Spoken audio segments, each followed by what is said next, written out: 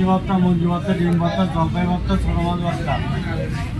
ভিডিওর ইন্ট্রো দেখে আর থাম্বনেল দেখে অনেকেই বুঝতে পেরেছেন আমরা কোথাও একটা গেছি 100 পদের ভর্তা খাওয়ার জন্য। আসসালামু আলাইকুম, কি অবস্থা সবার, কেমন আছেন সবাই?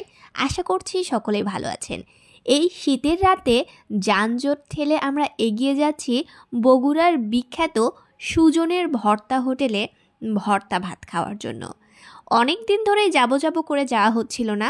আজকে একটা কাজে শহরে এসেছিলাম। কাজে বলতে আমরা প্রায়ই এখন আসতে হচ্ছে আমার ছেলের স্পিচ থেরাপির জন্য।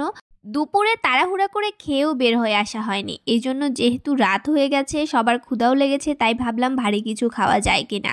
পরে বিরিয়ানির কথা চিন্তা করলাম, কিন্তু আপনাদের ভাইয়া বলল একদিন সুজনের ভর্তা হোটেলে আসতে চেয়েছিলাম, আজকেই সেখানে যাব। তো এসেই এখানে এত রকমের ভর্তা দেখে কোনটা নেব আর কোনটা রাখবো ভেবেই পাচ্ছিলাম না।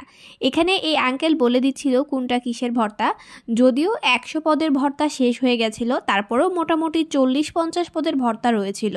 এখানে ছিল খাসির মাংসের ভর্তা, মুরগির মাংসের ভর্তা, ইলিশ মাছের ভর্তা, চিংড়ি মাছের ভর্তা, টমেটো ভর্তা, আমড়ার চাটনি, তিল ভর্তা, তিসি ভর্তা, বাদাম ভর্তা, কালোজিরা ভর্তা, জলপাই ভর্তা, ধনেপাতা ভর্তা, টমেটো ভর্তা, কলার মোচা ভর্তা, রসুন ভর্তা, ডুমুর ভর্তা, আরও অনেক রকম ভর্তা যেগুলোর নাম আমি ভুলে গেছি।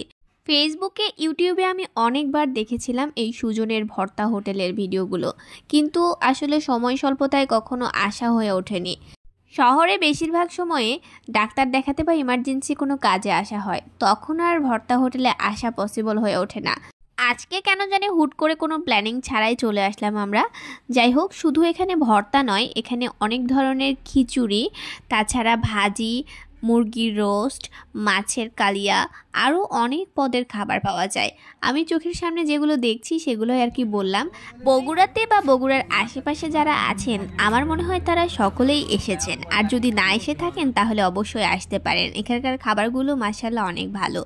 খাবার অর্ডার দিয়ে আমি তারপরে আমার হাতটা ভালোভাবে ধুয়ে নিচ্ছিলাম, কারণ সারাদিন বাইরে ঘোরাঘুরি করা হয়েছে, হাতে অনেক ময়লা লেগে গেছে। বাইরে আসলে আসলে ফাস্টফুড আইটেমগুলোই বেশি খাওয়া হয়, ভাত তরকারি সেভাবে খাওয়া হয় না, কারণ ভাত তরকারি তো রেগুলার বাসাতেই খাওয়া হয়।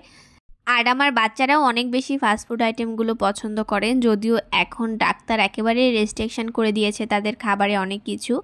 তো এখানে তাদের খাবারের তালিকাটা দিয়ে দেওয়া হয়েছে।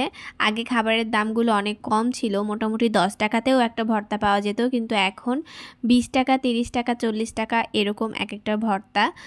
তবে আরেকটা কথা বলে রাখা ভালো, যারা ঝাল বেশি খান তাদের জন্যই এই ভর্তাগুলো প্রযোজ্য। আমার মতো যারা ঝাল কম খান তাদের অবস্থা খারাপ হয়ে যাবে।